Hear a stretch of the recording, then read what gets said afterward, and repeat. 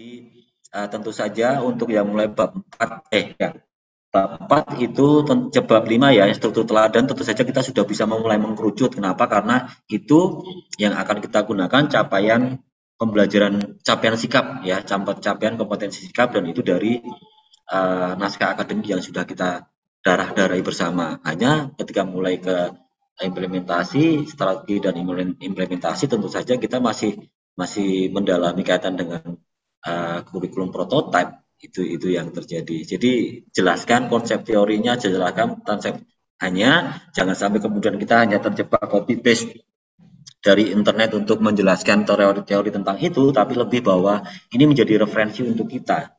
Ketika nanti model pembelajaran apa, walaupun nanti arahnya kan ke problem apa, project based, nah itu memang benar harus kita dalami dan kita coba untuk bukannya sekedar copy paste, cari daftar pustaka atau citasi, terlebih bagaimana kita mengkonsepkan bersama di penghujung tahun ini segala konsep tentang implementasi strategi dan implementasi dengan berbagai teori baik intrakurikuler yang didasari dengan teori landasan-landasan kurikulum yang sudah kita buat dalam dokumen kurikulum itu. Konsep-konsep itu ketika sudah utuh, kita sudah memahami semua kurang lebih seperti itu, baru nanti ketika kita menapakkan kaki kita pada POP, program POP yang di tahun 2022,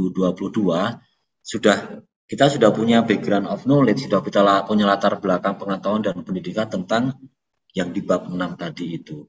Di bab 6 itu kan prosesnya tentu saja mulai dari landasan kurikulum. Jadi landasan kurikulum itu sebagai pijakan yang benar-benar fundamental awal gitu kan. Benar menjadi fundamental kurikulum kita, sehingga itu akan menjadi hal yang menentukan untuk bab-bab berikutnya. Jadi bukan hanya sekedar narasi yang kita tuliskan di sana. Mohon maaf Bapak Ibu. Bukan hanya narasi yang kita tuliskan di sana, tapi lebih bahwa itu runtutannya akan sampai pada tujuan pembelajaran di bab 3, ya, tujuan pendidikan di bab 3. Kemudian mengkerucut lagi nanti dasar-dasar itu akan kita jadikan sebagai untuk pemilihan model pembelajaran apa, desain pembelajaran model apa. Itu runtutannya akan sangat menentukan. Maka kemudian mohon maaf ketika Suster ataupun Pak Nainggolan tadi sudah menentukan bahwa model pembelajarannya ya menggunakan humanistik ya, atau apa yang setelah menggunakan pembelajaran yang Pak Nainggolan tadi itu. Nah, artinya itu mulai kajian mulai dari landasan kurikulum, sehingga refleksi itu kemudian ternyata kami dengan landasan ini cocoknya adalah di model kurikulum yang ini, dan model kurikulum yang ini nanti akan menentukan desain pembelajaran, kemudian model-model pembelajarannya seperti itu. Dan desain kurikulum, model kurikulum tentu saja tidak hanya satu gitu kan, karena itu akan menjadi banyak referensi ya. Semua itu yang ada di dalam itu kalau menurut saya sebagai referensi, sehingga pada akhirnya tentukan bahwa kami cocoknya dengan model kurikulum ini, seperti itu, desain pembelajaran seperti ini. Nah, belum kita menentukan itu, sudah tiba-tiba gedubrak wacana tentang kurikulum prototype yang kita harus menggunakan project based learning. Maka kemudian landasan-landasan itu tentu saja juga akan ada kemungkinan untuk menyesuaikan seperti itu kan. Syukur-syukur nanti landasan-landasan yang kita buat kaitan dengan psikologi pendidikan, model pembelajaran itu masuk di sana gitu. Tapi saya yakin bahwa apa yang kerangka yang sudah dibuat oleh Mas Heri selaku narasumber itu arahnya pasti sudah ke prototype gitu kan. Arahnya tentu saja sudah ke prototype, sehingga pun prototipe kurikulum dicanangkan, kemudian menggunakan project based learning, itu juga model pembelajarannya ataupun model kurikulum juga sudah menyesuaikan dengan yang kita buat. Kurang lebih seperti itu. Mungkin itu Suster, Bapak Ibu. Nah, kemudian mungkin sebelumnya nanti ada masukan dari Bapak Ibu yang lainnya kaitan dengan beberapa hal yang Pak Nainggolan sampaikan, penambahan nilai budaya ketika naskah akademik sudah dikumpulkan gitu ya Pak Nainggolan ya. Iya, saya kira sama prosesnya Pak. Artinya kemarin ketika saya coba bersama tim, masukan dari tim, menemukan bahwa kita coba harus membuat sebuah trinitas antara budaya, keutamaan, dan nilai-nilai sekolah. maka kemudian naskah akademik itu juga belum sempurna gitu kan, dan kami juga akan semakin untuk menyempurnakan terus, harapannya akan seperti itu sehingga itu akan benar-benar menjadi refleksi yang sebenarnya dari sekolah kita. Hanya kemudian apakah kemudian naskah akademik yang akan dikumpulkan itu akan dikasih feedback oleh panitia ya, itu mungkin saya kurang tahu juga. Kalau memang itu yang diharapkan sehingga kita tahu mana yang kurang pas, mana yang butuh untuk dikembangkan lagi, mungkin kita bisa usulkan lah ya Mas Eko, supaya nanti kita diberikan feedback oleh para narasumber kaitan dengan naskah akademik ataupun naskah kurikulum gitu. Jadi 144 nanti narasumber akan menganalisa itu, wah ini kurang lebih, wah luar biasa sekali nanti. Tapi ketika pun itu mungkin saya kira juga bukan hal yang tidak baik gitu, akan memberikan bantuan untuk kita semua gitu. Kemudian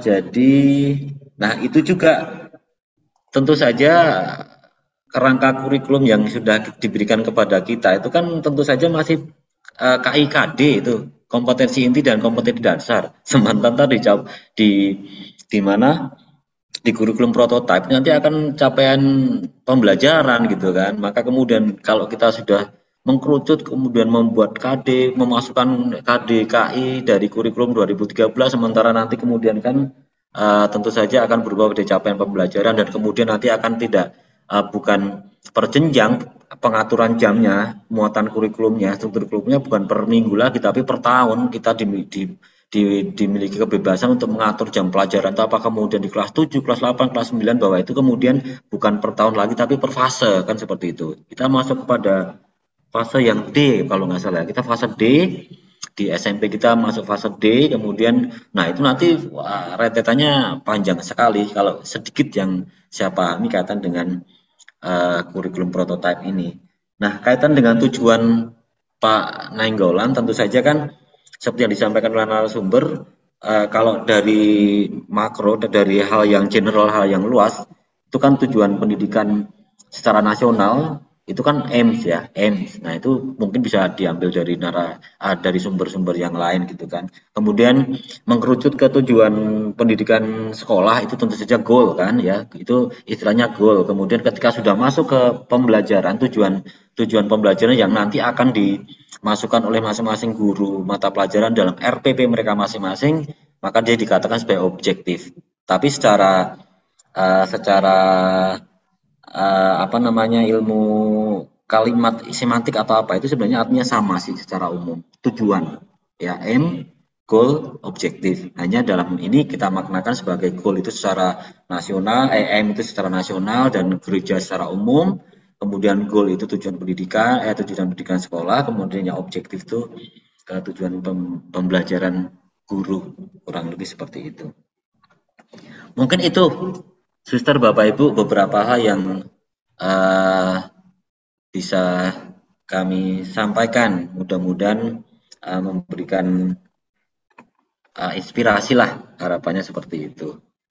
Silakan Suster, Bapak Ibu, ada yang mau menambahkan, memberikan inspirasi, ataupun mungkin ada beberapa hal yang ditemukan dari pemaparan Pak Nainggolan yang itu semakin mempertegas bahwa itu akan menjadi inspirasi untuk kita semua, atau ada beberapa masukan yang perlu disampaikan kepada tim Suster Serafim dan Pak Nainggolan. Kami persilakan Suster, Bapak Ibu.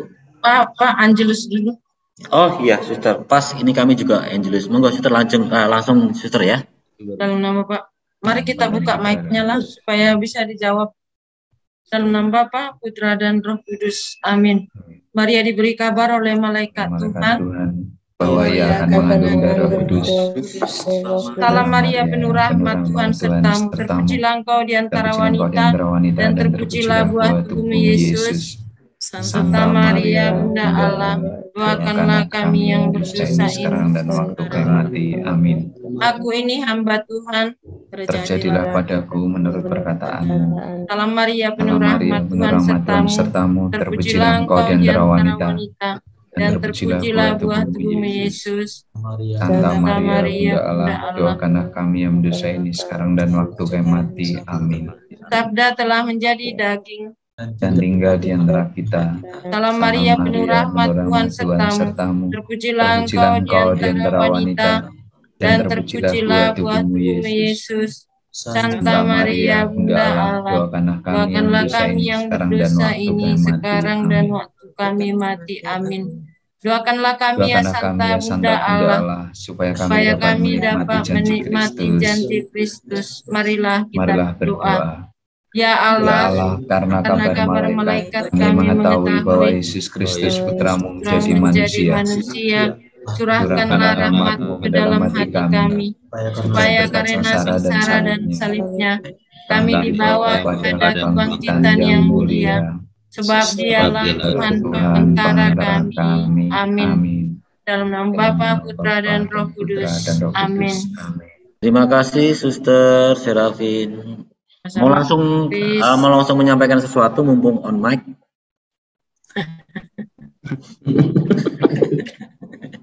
Tidak. Dulu Pak Kris.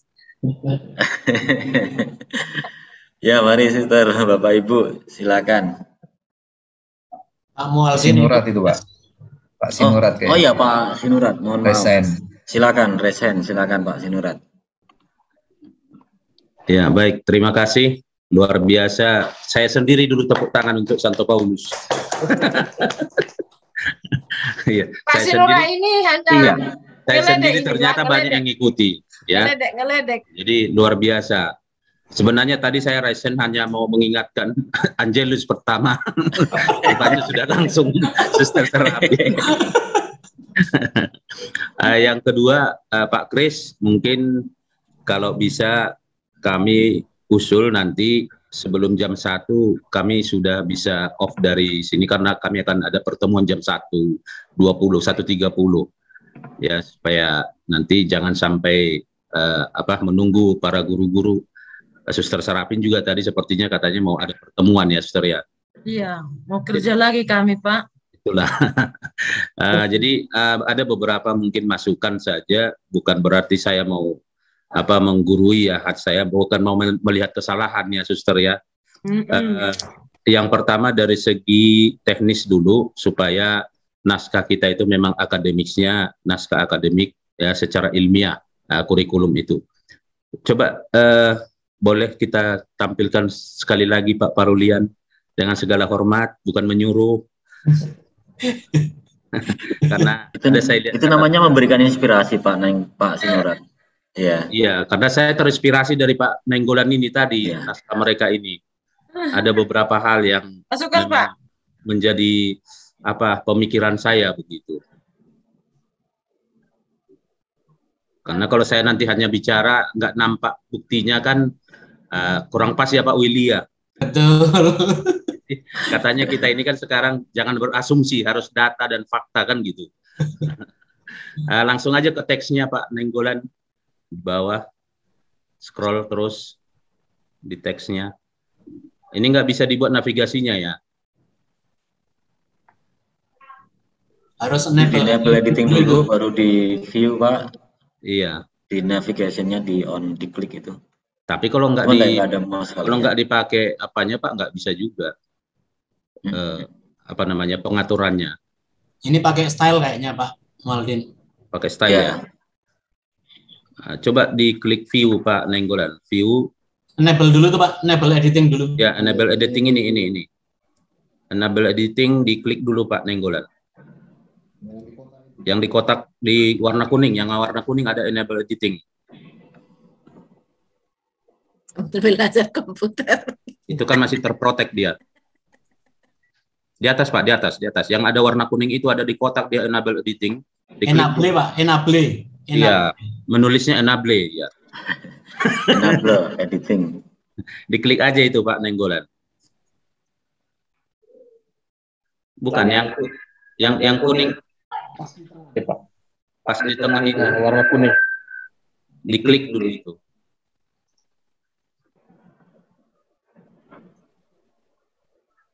Nggak dapat ya? Di atas. Langsung aja Pak, saya kira nggak apa-apa. Kalau memang bisa diturunkan nggak apa-apa. Iya, supaya jangan repot. Turunkan aja kalau. Iya. Apa yang mau ditanya tadi? Enable editing. Ini loh, iki loh, yang di atas itu loh Pak, di atas yang ada warna kuning itu nenggolan, roll warna kuning. Di atas rollnya ada itu. Di atas warna kuning itu ada di dalam kotak dia tertulis enable editing. Enable editing. Mau apa katanya? Enable editing. Untuk apa? Untuk diklik itu. Supaya gampang dia scrollnya apanya, siapa tahu ada mau langsung dibagusi. Nggak ada kelihatan di sini. Kami bisa lihat kok. Berarti inilah luar biasanya naskahnya dia kan. Kami bisa lihat loh. Semua. Jelas sekali. Jelas sekali ya. Oke lah, kita lanjut terus ya. Scroll ke bawah aja lah Pak Nenggolan. Iya, scroll ke bawah aja Pak. Di bawah tulisan sah 2 itu persis sah 2. Iya. Oke, coba yang ada catatan kaki Pak. Footnote. Yes. Nah, coba ini ada catatan kaki nomor berapa ya? 6. 6 ya? Ya. Nah, coba nanti juga satu ya masukannya, kalau bisa ini bisa kita lihat, bisa nanti Pak Nenggolan lihat contoh di naskah akademik juga ada contoh catatan kaki ya. Bagaimana penulisan contoh pengaturannya ini maksud saya supaya jangan seperti ini. Supaya rapi dia, kan perlu kita rapikan juga nanti ya untuk masukan juga. Kemudian ada saya lihat, coba ada subjudul tapi pakai nomor catatan kaki. Coba naik dulu ini nomor 6-nya ini di mana? Coba posisi nomor 6 ini di mana? Di teks mana dia? Nah ini. Lihat, aspek sosial. Ini kan ada nomornya, catatan kaki. Catatan kaki itu dituliskan nomornya di akhir kalimat yang kita ketik. Yang kita masukkan ke naskah. Jadi bukan di judul ini. Ya, jadi mana kalimat ataupun paragraf yang kita petik di akhir kalimatnya itu dibuat nomornya. Artinya naskah itu ada di dokumen ini begitu. Karena saya lihat tadi catatan kakinya di nomor di subjudul semua banyak kan. Ya di subjudul begini. Ya Pak Nenggolan ya. Masukkan satu. Kemudian yang kedua, ada saya lihat catatan kaki di awal, nomornya ada di awal tadi. Saya tidak ingat juga di halaman berapa. Coba di awal kalimat, itu di dalam teks tadi, tapi di awal kalimat. Jadi catatan kaki itu jangan di awal kalimat, tapi sebaiknya di akhir, sebaiknya di akhir kalimat begitu.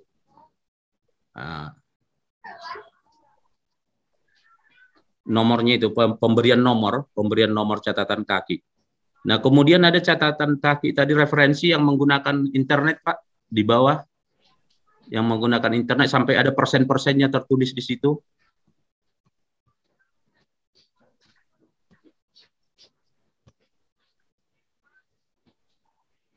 Lagi terus. Ini, Pak. Tadi itu, Pak. Naik, Pak. Nah, ini. Udah, Pak, udah. Naikkan. Nah, oke, stop. Ini kan Pak Nurat. Ya, ini masih pas, masih tidak terlalu besar. Tapi gini, kalau kita mau ngambil ini dari internet, ini siapa yang nulis? Ini misalnya nomor 9. Nomor 9 ini siapa yang menulis di internet itu? Oh, kemudian apa judul tulisannya? Baru ditulis diakses di HTTPS ini titik tanggal berapa diakses. Di akhir itu dibuat diakses tanggal berapa. Nah, kalau kita mengambil dari internet itu harus jelas. Aksesnya dari mana? Itu karena langsung dari HTTP kan? Iya.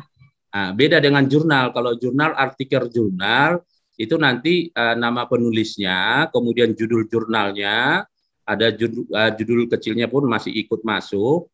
Nah, kemudian nama jurnalnya apa, terbitnya volume berapa, nomor berapa, kemudian terbitnya di mana, tahun berapa gitu. Ada nanti panduan di dokumen kurikulum kita ini kan ada penulisan sitasi di bawah, ya yang dikasih format itu.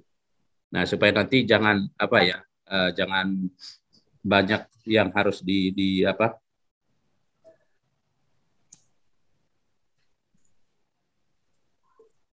Oke Pak, masih ada yang ada, coba turun lagi Pak, yang ada warna biru persen-persen dia. Naikkan aja terus Pak.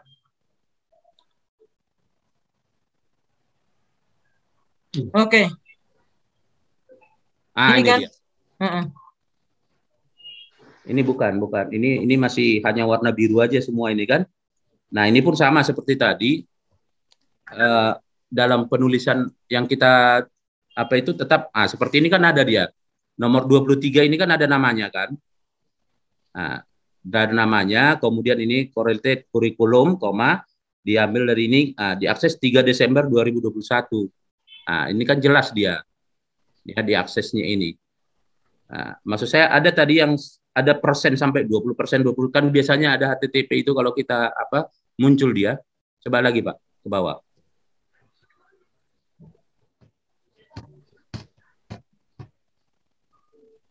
Oke, stop dulu Pak, stop. Ini nih, bukan ya?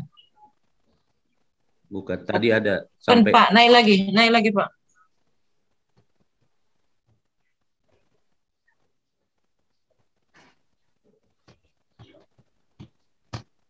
Nantilah kami cek lagi Pak Nurab, kami perbaiki. Iya. Yang pasti itu satu ya, teknik penulisan pengutipan. Nah, kemudian kalau yang dikutip itu lebih dari 5 kalimat, itu spasinya jadi satu ya. Spasi satu lalu dia menjorok ke dalam. Itu teknik penulisan. Mungkin nanti Pak Nainggolan juga sudah di yayasan kita kan ada sudah dikirim itu ya, penulisan karya tulis ilmiah. Cara pengutipan juga ada, bisa dilihat di sana. Yang pertama dari segi teknik penulisan sitasi dan catatan kaki. Masalah peletakan nomor tadi itu yang penting satu, jangan di subjudul, tapi di akhir kalimat yang kita petik atau yang kita ambil, kita pilih. Nah, kemudian yang kedua, yang tadi sudah masuk ke program di bab 6 itu Pak Nainggolan. Coba yang di bab 6. Tadi memang sih sudah disinggung Pak ini. Bulan. Ini masih struktur kurikulum, struktur teladan.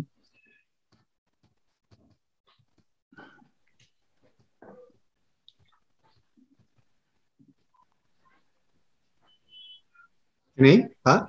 Iya, di bab 6 terus sampai ke ini juga kan ada di situ ini itu tadi ada apanya? Kutipannya. Nah, ini dia ini. Nampak kan? Nah, ini kalau membuat HTTP-nya jangan sampai seperti ini semua. Nggak usah. Makanya tadi ada yang di atas tadi kan ada pengutipan terputus sampai tanda miring kan, garis miring. Nah, di garis miring kalau di sini sampai batas mana dia itu? Ini print 3491/L/1 ini tesis ke bawah pengaruh ini. Kenapa bisa langsung muncul seperti itu? Karena kita langsung copy link. Jadi nanti ini bisa diperpendek linknya. Ya, supaya linknya ini nggak harus muncul semua seperti ini. Karena nanti kan apa yang menjadi catatan kaki kita di sini itu kalau kita masukkan dalam daftar pustaka atau sitasi kita itu nanti supaya rapi begitu. Kalau ini sudah ada sih diakses tanggal 7 Desember ya aksesnya. Nah, kemudian penulisan judul tidak perlu huruf kapital semua, tapi dibuat garis miring. Apa namanya? Italik ya. Kalau italik. Jadi huruf besar kecil aja ini, lalu italik dia. Mungkin itu masukan tentang penulisan. Kemudian yang terus tadi yang saya katakan untuk program ekskul yang sudah Pak Nainggolan buat tadi, kan ada tadi sudah disusun ya di program ekskulnya, coba ke bawah Pak. Intrakurikuler, ekstrakurikuler, terus ini kan sudah penjelasan, oke. Terus, ini di ekstra terus. Nah ini kan tidak usah di sini dia, di lampiran aja Pak.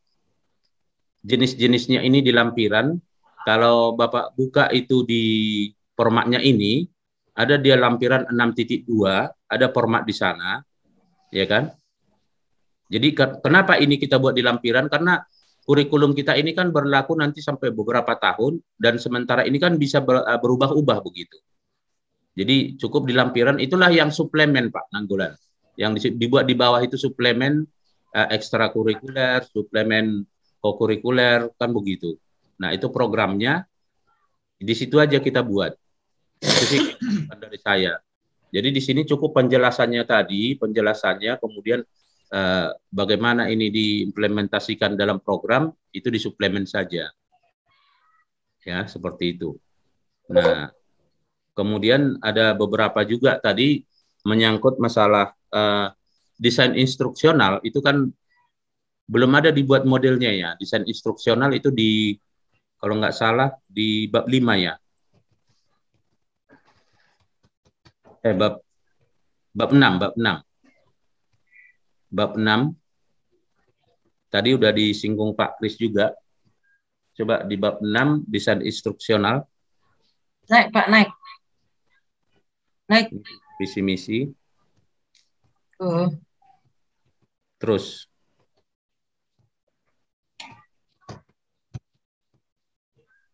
ekstrakurikuler. Oke, stop dulu. Ya, intra ini Pak Sinura. Iya, di bawahnya ini. Naikkan Pak, naikkan.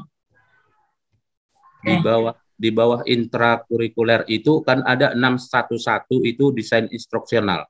Tadi desain instruksional udah lewat Pak. Naik dikit Pak. Naik lagi Pak. Diturunin. Ini 611 udah project based. Iya.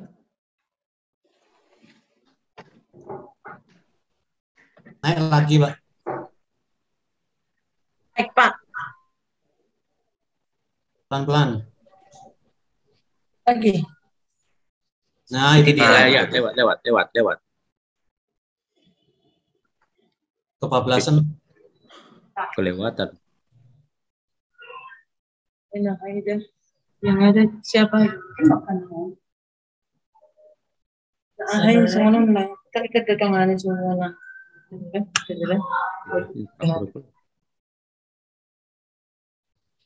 Terus.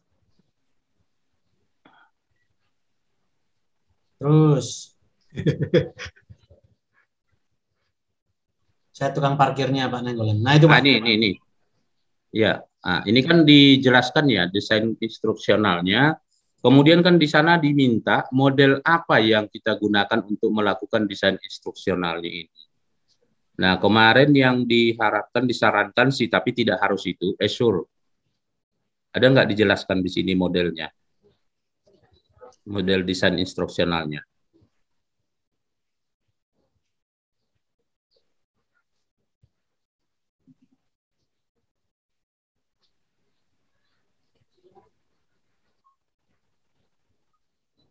Nggak ada ya?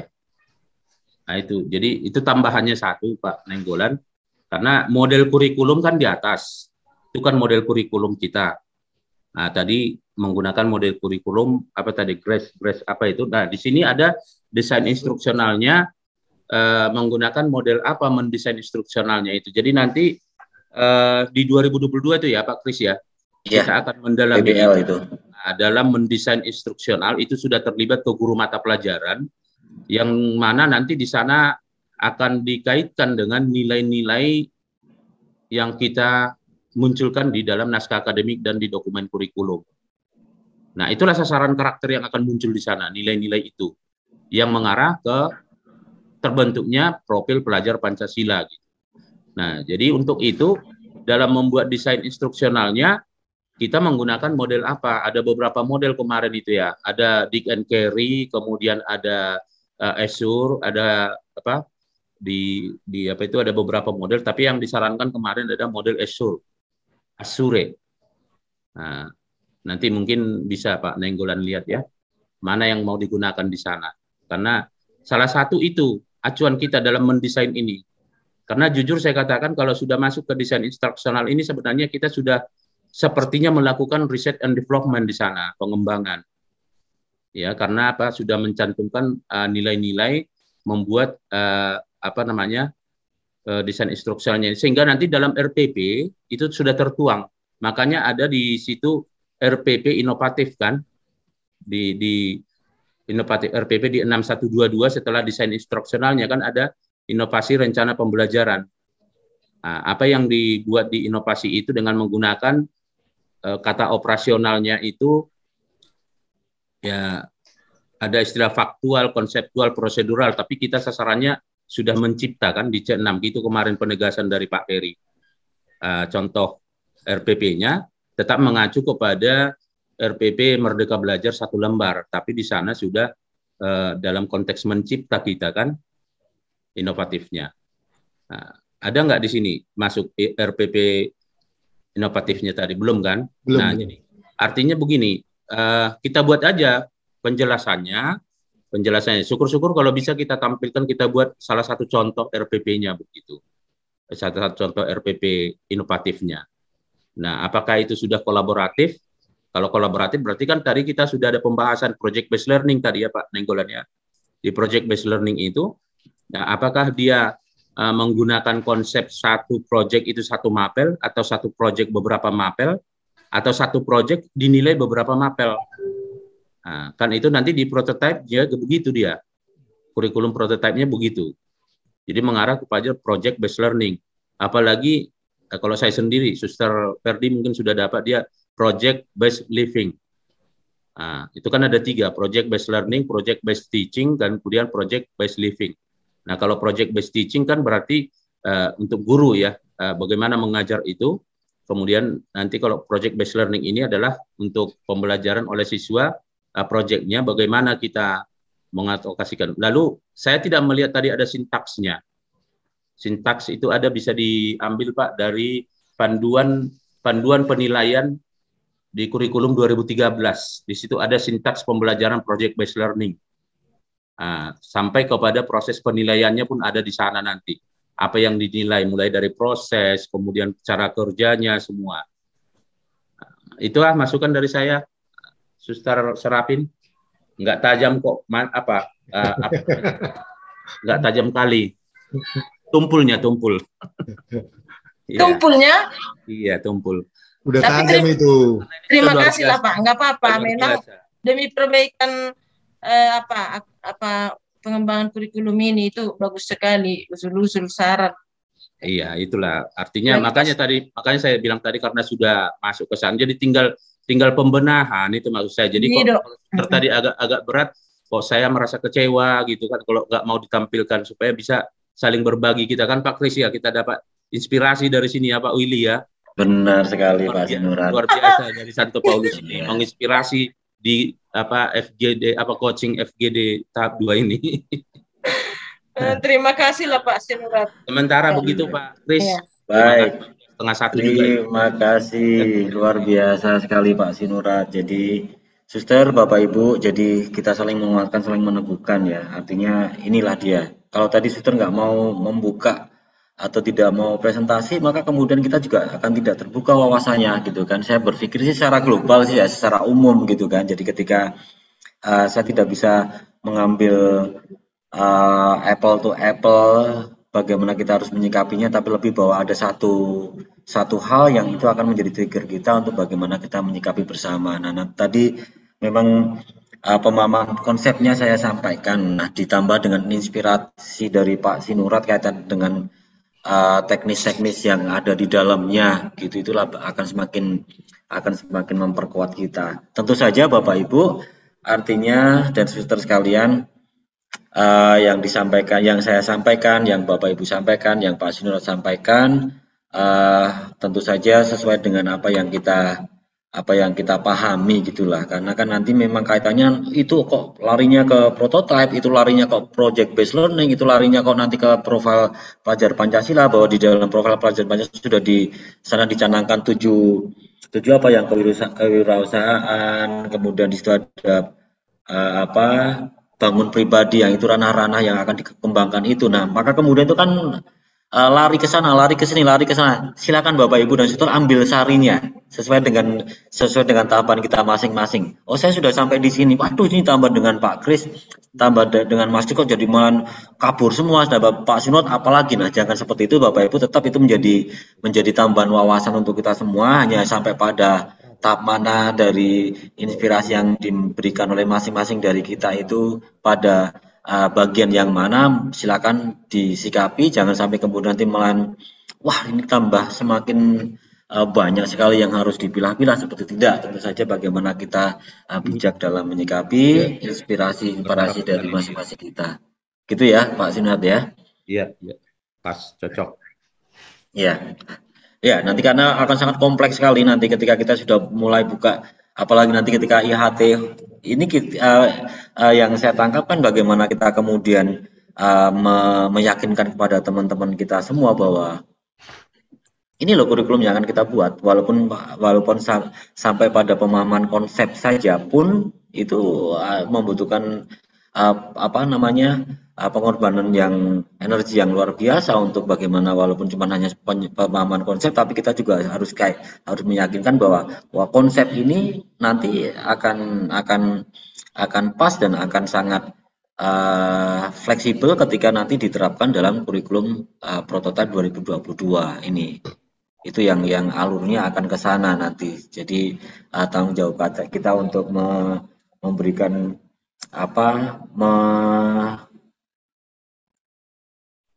menarik hati lah, atau enchanting, kalau itu mempesonakan,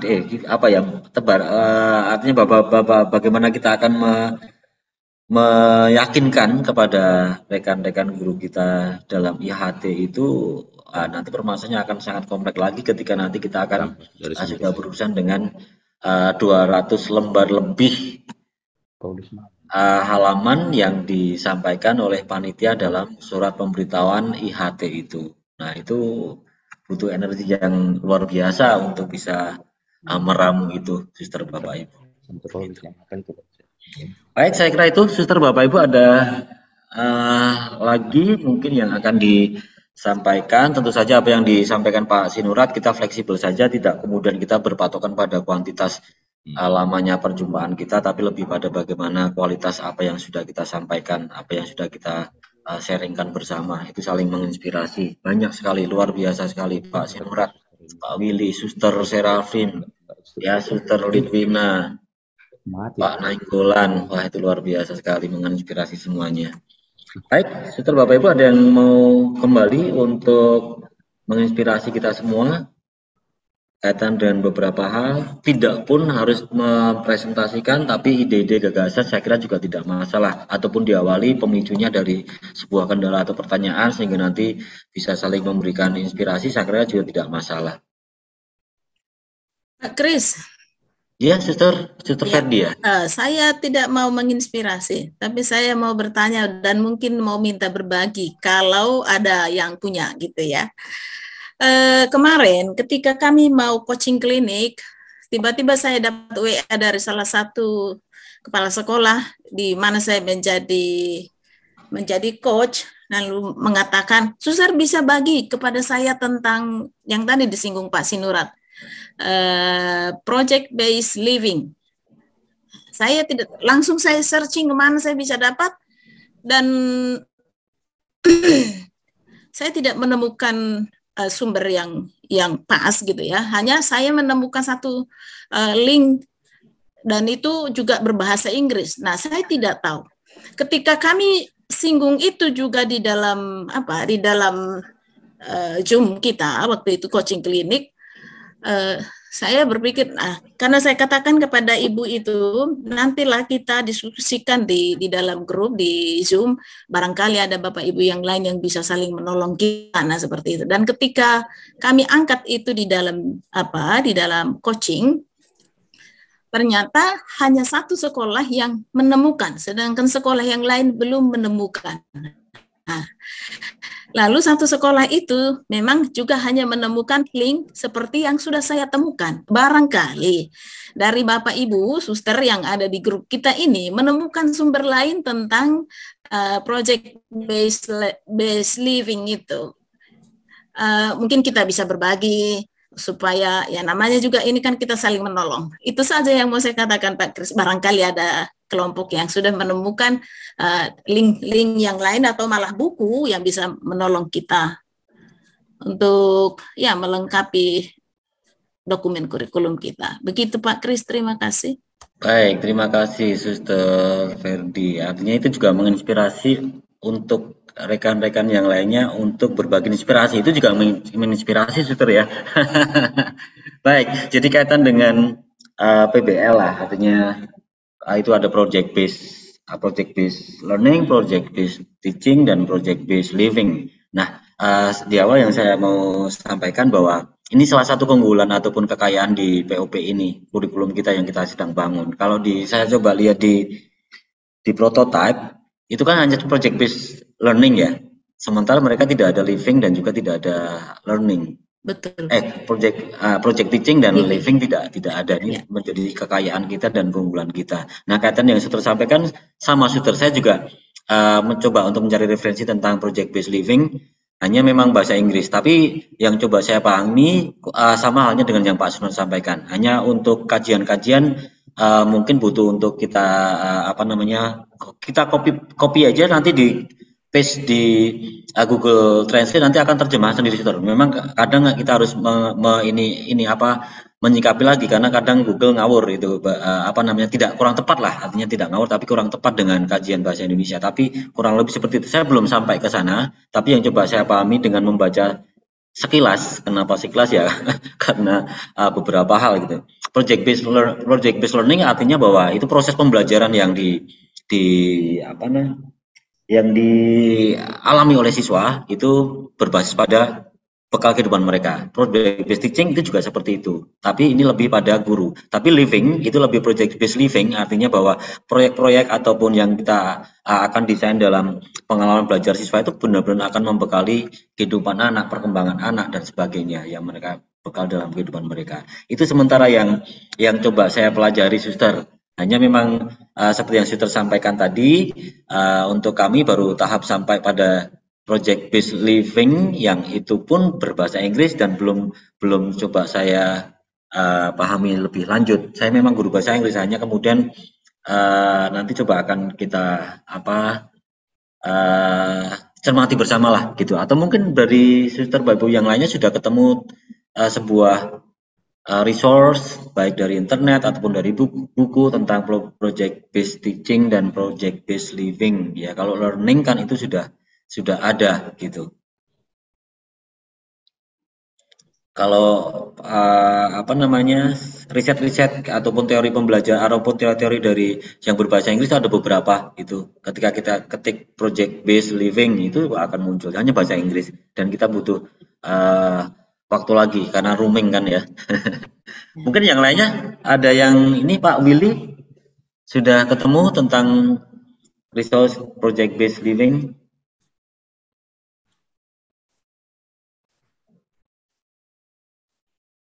Sama ya, sepertinya ya. Tapi konsep dasarnya kurang lebih seperti itu, suster. Hanya memang ketika kita akan terjemahkan dalam sebuah narasi di penjelasan di bab 6 titik berapa tentang project based living, tentu saja harus ada dasar landasan pustakanya kan, dasar pustakanya itu. Nah, kalaupun bisa diterjemahkan dalam bahasa Indonesia, dibuat narasi sendiri, kemudian melalui citasi atau catatan kaki atau di daftar pustaka kita masukkan itu. Luar biasa sekali, suster. Ini daftar pustakanya sebuah kajian ilmiah dari berbahasa Inggris gitu kan. Jadi naskah ke dokumen kurikulumnya menjadi semakin luar biasa gitu.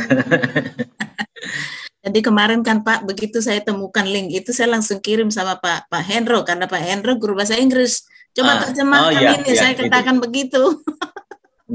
Tapi karena Pak Hendro kurang lebih sama ya, pemahamannya kurang lebih seperti itulah. Memang ada banyak komponen di sana. Itu nanti erat kaitannya dengan ada yang menyinggung masalah model behavioristik juga kan, karena kan project based living kan berkembang dari pola lingkungan, kemudian berkembang jadi sikap dan perilaku mereka. Nanti akan sangat luas sekali di sana kaitan dengan project based living itu. Gitu ya Pak Hendro ya. Iya Pak. Ini karena sibukan yang banyak, jadi baru sedikit saya baca, karena kemarin juga ada tugas untuk di dinas dari suster juga, jadi karena kepadatan pekerjaan, jadi saya juga minta maaf sama suster, belum semua saya translate. Memang disuruh sama suster Pak untuk translate semua. karena itu banyak bahannya kan. Iya. Usahakan. Dan itu teorinya banyak sekali itu dari siapa gitu. Ada beberapa itu ada banyak gitu. Tapi prinsipnya sama, kurang lebih seperti itu. Pak Kris, tapi saya hanya ketemu satu loh, linknya dari RM Johnson 45, dan hanya itu yang kami share. Mungkin barangkali kalau ada yang menemukan link lain juga yang punya teori lain tentang project based living itu, mungkin bisa juga kita share. Hanya ini dia. Emang ini banyak, sampai 4 halaman kayaknya. 4 halaman di sini ya, tapi panjang sekali dia menjelaskan.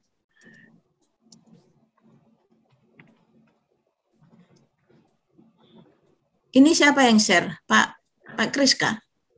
Mualdin. Oh, Pak Mualdin. Iya, iya. Nah, itu dia. Ya, ini yang Suster kasih tahu kemarin kan saya share juga, ini muncul, ini yang dapat. Nah, jadi yang saya cocokkan dengan Pak Hendro tadi, ini memang yang baru kita temukan begitu. Iya, sama itu yang.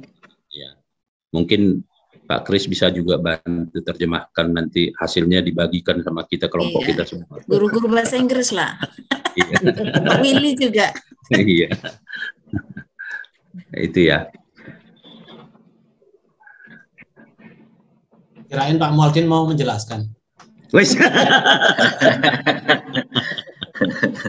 itu kan ini Pak Willy. Jadi kan suster kan menagih ke Pak Indro, kemudian kan Pak Sinundrat belum gitu kan, setelah makin menegaskan gitu kan, belum.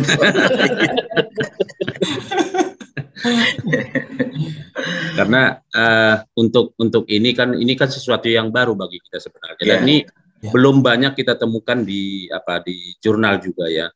Paling kalau kita dapat itu kalau kita akses dengan jurnal Scopus itu masuk internasional, tapi itu sudah pasti berbahasa Inggris. Kalau di nasional kita bisa menemukan ini karena sesuatu yang baru, itu masih harus join langsung kita menjadi anggota jurnalnya baru bisa dapat login gitu.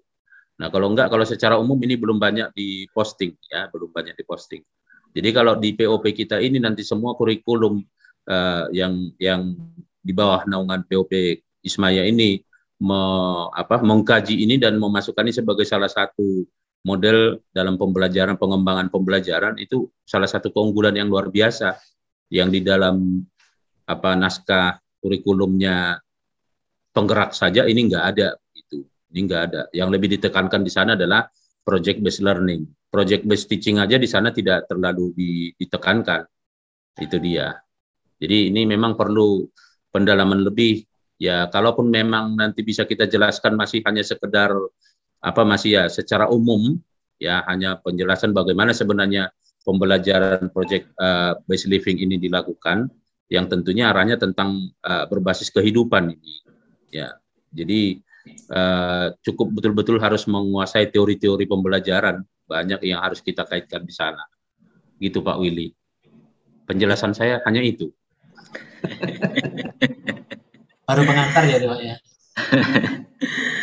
Ya itu Pak Sinundrat semakin meneguhkan suster ya. Nanti kita akan berusaha mencarilah, karena memang ketika kita ini apakah wacana baru ataukah kemudian dirinya dari para narasumber kita, yang pasti ini menjadi hal yang sangat kaya, memperkaya kita dan luar biasa.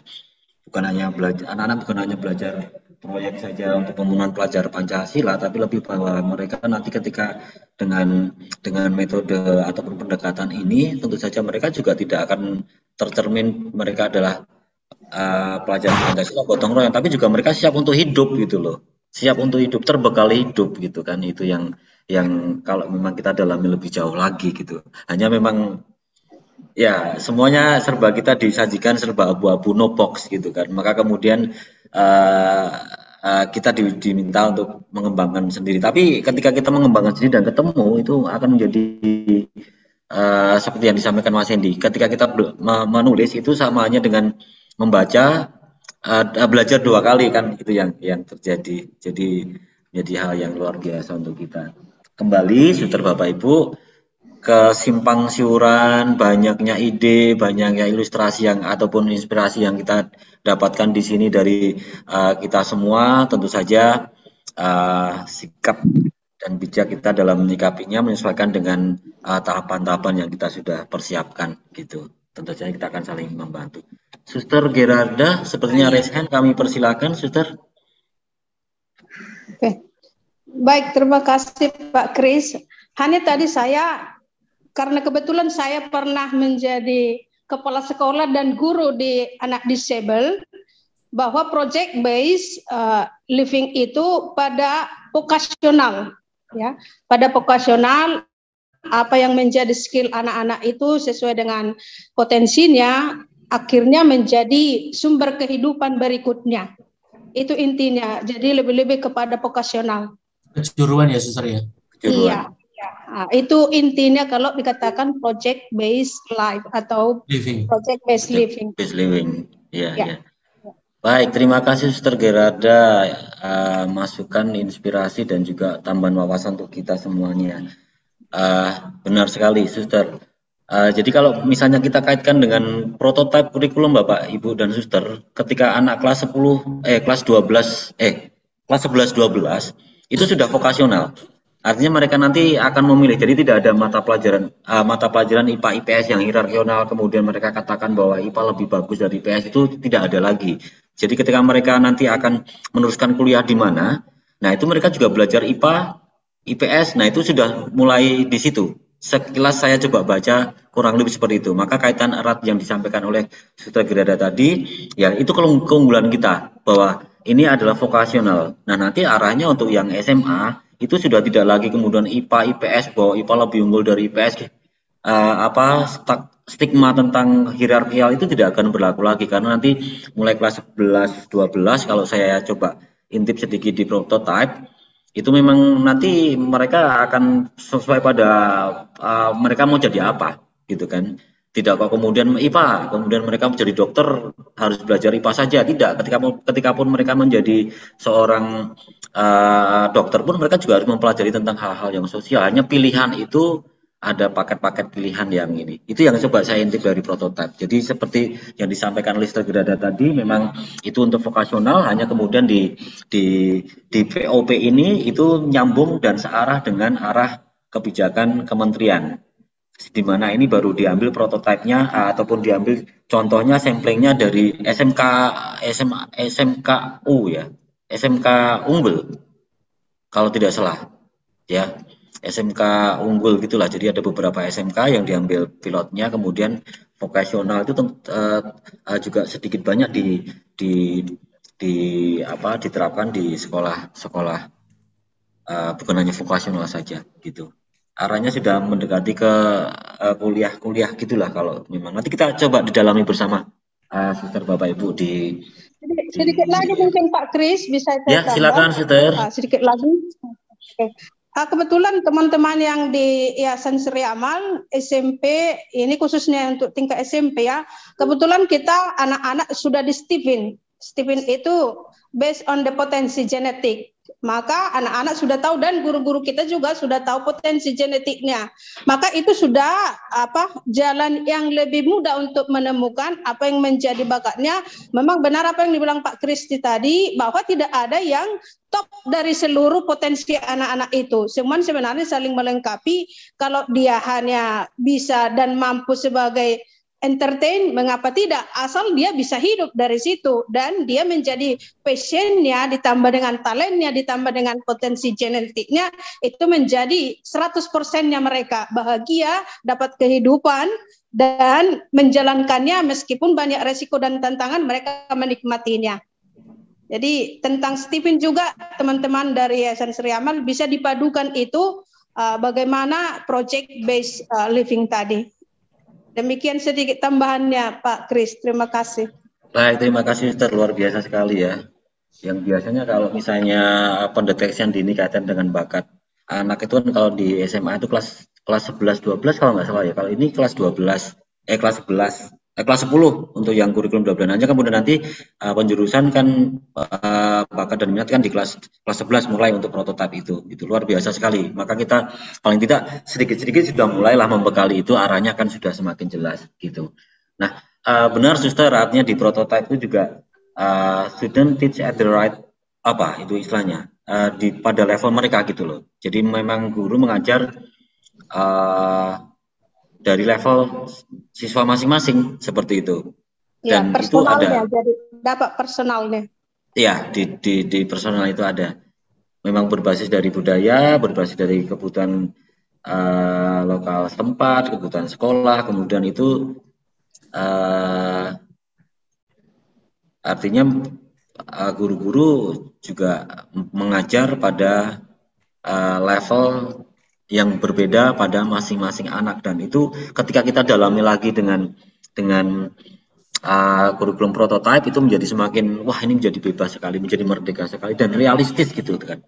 Realistis artinya bahwa ketika kita kaitkan dengan Gen Z ataupun apa yang sekarang kan anak-anak kan generasi Z ya, di mana anak-anak itu mulai sekarang kan mulai bergantung pada DIY itu apa do it yourself itu yang mereka berinteraksi dengan internet kan. Generasi Z kan mereka generasi yang anak-anak kita yang generasi berinteraksi dengan internet itu kan, maka kemudian nah inilah merdeka inilah yang kemudian menjadi sangat dimaknai di kurikulum prototipe ini. Dan ketika pun secara luas kita gabungkan dengan program kurikulum program versi penggerak ini menjadi hal yang sangat luar biasa. Pelan-pelan Bapak Ibu kita akan coba mengaduk-aduk lah ya, mensinkronkan antara kurikulum kita yang di naskah akademik, dokumen kurikulum program POP, kemudian terapkan dengan yang prototipe itu menjadi luar biasa sekali kalau emang kita bisa maknai dan ujung-ujungnya kita jaga riak-riak kecil, riak-riak gelombang kita untuk menciptakan sebuah gelombang yang gede sehingga kita bisa berselancar tentang kurikulum kita dan penghidupan di sekolah kita itu menjadi hal yang luar biasa. Begitu Suster, Bapak Ibu. Pak Sinura tadi sepertinya kalau sebelum jam 1 ada kegiatan. Saya ini apa gimana Mas Eko, apakah kemudian kita harus sampai pada jam 1 atau menyesuaikan? Mohon petunjuk pencerahannya. Terima kasih Pak Kris. Ini kelihatannya Suster Bapak Ibu ini sudah menunggu makan siang ini Pak Kris. Tidak harus sampai jam 1, fleksibel. Ya. Semakin sini nanti semakin semangat ini Pak Sinuran. Iya. Saya tawarkan Pak Kris, Suster Bapak Ibu, kita kalau memang Suster Bapak Ibu di unit masing-masing kan ada beberapa kegiatan yang tadi disampaikan, ya mungkin diskusi kita bisa kita akhiri dan nanti kan ada sesi yang kedua begitu. Monggo. Kami tawarkan dulu Pak Kris dan Suster Bapak Ibu. Ya, demi Suster dan Pak Sinurat. Gimana Pak Willy? Kita tawarkan apakah kemudian masih ada beberapa hal yang mungkin butuh untuk bertahan sampai nanti mungkin jam 1 atau jam 1 lewat. Itu yang opsi pertama. Tentu saja kemudian ketika ada kepentingan yang lain, apakah kemudian kita menyesuaikan? Nah, bagaimana? Jangan sungkan-sungkan Bapak Ibu, siapa tahu ada hal yang mau diinspirasikan kepada kita semua ya, jangan kemudian berpatokan kita sudahi gitu kan. Kita sudahi demi Suster dan Pak Sinurat Pak. Saya kira Pak Willy mau membagikan makan siang untuk kita semua ini. Iya. Kita berikan kesempatan kepada Pak Hendro untuk mendalami project based living-nya ya, supaya kami segera mendapatkan hasilnya. Ya nggak Suster Ferdi? Jadi bolehlah kita sudahi kan. Kita kan mau pertemuan persiapan IHT hari Senin Pak. Ini kan saya sudah ada satu. Jadi, itu ya. Ya, jadi intinya di sana sebenarnya kita juga mau sepakati dengan Dewan Guru, gimana sistemnya, di mana tempatnya, kemudian pembagian tugas juga, panitia kan di sana laporan juga harus dibuat, proposal juga sesuai dengan anggaran dana, banyak yang masih harus dipersiapkan kan begitu. Kalau Pak Willy mungkin sudah siap semua, jadi tinggal ngikut aja. Kami masih belum siap Pak Willy, jadi hari ini. Baik Bapak Ibu Suster, jadi artinya bahwa ketika kita sudah lebih awal bukan tanpa alasan, tapi kita sudah demi untuk tujuan yang lebih mulia lagi gitu nggih Mas Eko nggih. Persiapan yang lebih baik lagi untuk bersama dengan guru-guru. Gitu. Terima kasih. Cara-cara yang elegan Pak Kris untuk mengakhiri. Baik, Sister, Bapak Ibu, saya kira itu kita sudah sepakati bersama. Kita sudah bersama-sama untuk menyepakati bahwa ada hal yang ini tidak penting, tapi lebih ada hal yang lebih prioritas supaya kita lebih leluasa, lebih intens dan lebih berdaya nanti ketika kita bersama dengan guru-guru kita untuk mempersiapkan IHT itu. Nah, kita akhiri karena ini adalah coaching yang terakhir, maka kemudian secara pribadi tidak berlaku sebagai coaching, tapi lebih pada bahwa kita adalah rekan seperjalanan, kita sinodal bersama, tentu saja yang menjadi coaching, yang menjadi pelatih, yang menjadi dokter untuk mendiagnosa beberapa permasalahan kaitan dengan beberapa target kita, tentu saja kita semua, yang menjadi narasumber adalah kita semua. Maka kemudian setelah Bapak Ibu, secara pribadi ketika ada hal yang mungkin kurang berkenan, baik sengaja ataupun tidak disengaja, secara pribadi saya mohon maaf dan terima kasih Suster, Bapak Ibu sudah banyak sekali memberikan inspirasi kepada saya secara pribadi, utamanya dalam bagaimana saya mengembangkan pencarian jati diri saya. Karena jati diri saya tidak akan pernah ketemu, kalau ketemu saya tidak akan mencari lagi, kan itu seperti itu. Artinya kita sudah saling menginspirasi. Terima kasih Suster, Bapak Ibu sekali lagi. Jangan lupa nanti mungkin kalau memang tidak keberatan kami akan share lah di WA, mungkin saya japri salah satu dari Suster untuk nanti dimotivasi rekan-rekan yang lain untuk masuk dalam grup WA Ruang Rindu POP seperti itu. Jadi kita bisa menjaga riak-riak kecil gelombang kita untuk tetap dipertahankan riak-riak itu, sehingga nanti saya katakan untuk bisa menghasilkan gelombang yang besar sehingga kita bisa berselancar bersama di sana. Begitu ya Suster, Bapak Ibu. Sekali lagi mohon maaf, terima kasih. Untuk berikutnya kami kembalikan kepada Pak Eko, Mas Eko yang luar biasa. Kami kembalikan, terima kasih. Terima kasih Pak Kris. Suster, Bapak Ibu, kita kasih plus untuk Pak Kristiawan dan kita semua. Baik, Suster, Bapak Ibu, tak terasa kita sudah di penghujung acara. Sudah 4 jam kurang lebih kita berproses, berdinamika, berdiskusi di forum virtual coaching klinik tahap FGD tahap kedua ini. Kita saling memperkaya satu sama lain, saling melengkapi, berharap apa yang kita hasilkan naskah akademik maupun dokumen kurikulum ini menjadi sesuatu core value dan nanti menjadi prototipe yang unik dan menjadi kekasan di unit kita masing-masing. Dan saya, Ignatius Eko Jatmiko, selaku MC yang dari pagi hingga siang hari ini, menemani Suster, Bapak Ibu. Kalau ada sikap tutur kata dari saya yang kurang berkenan, saya mohon maaf. Dan terima kasih, saya diberi kesempatan bersama dengan orang-orang hebat di POP ini. Terima kasih, Suster, Bapak Ibu, menginspirasi semua. Kembang merekah dahannya putus, tiada berduri, warnanya merah. Memang indah bersama Yesus, setiap hari kasih-Nya melimpah. Demikian juga Suster, Bapak Ibu, kami berharap kasih-Nya melimpah pada Suster, Bapak Ibu dalam tugas pelayanan. Tuhan memberkati dan sampai ketemu lagi di lain kesempatan. Terima kasih Pak Kris, Suster, Bapak Ibu, mohon maaf. Kadalam. Kita akhiri dengan doa ya Pak Kris. Kami mohon bantuan ini. Ya, Pak Sinurat kelihatannya sudah mempersiapkan narasi-narasi doa yang luar biasa. Tadi sudah menjadi editor yang luar biasa. Mohon ya, Pak Sinurat untuk bisa mengakhiri kegiatan diskusi kita yang luar biasa ini. Sekali lagi terima kasih. Tetap semangat Suster, Bapak Ibu, bersama kita bisa tidak bisa, harus bisa. Kami persilahkan Pak Sinurat, monggo. Baik, sudah diinstruksikan oleh MC kita yang luar biasa dan ganteng ini, maka tidak elok rasanya kalau kita menolak kamu begitu, karena itu juga akan dapat berkat. Terima kasih diberi kesempatan untuk bisa Baik Bapak Ibu Suster, mari kita berdoa mengakhiri pertemuan kita ini. Demi nama Bapa dan Putra dan Roh Kudus. Amin. Allah Bapa yang Maha Pengasih dan Maha Penyayang, puji dan syukur Tuhan kami panjatkan kehadirat-Mu atas penyertaan-Mu dalam pertemuan kami secara maya di kelompok POP yang kami laksanakan hari ini. Kami bangga Tuhan atas berkat-Mu itu dapat merasakan sumber-sumber inspirasi yang kami peroleh lewat saudara-saudari kami dalam perkumpulan ini, yang dibimbing oleh moderator kami Pak Kris yang luar biasa, dan juga MC kami Mas Eko.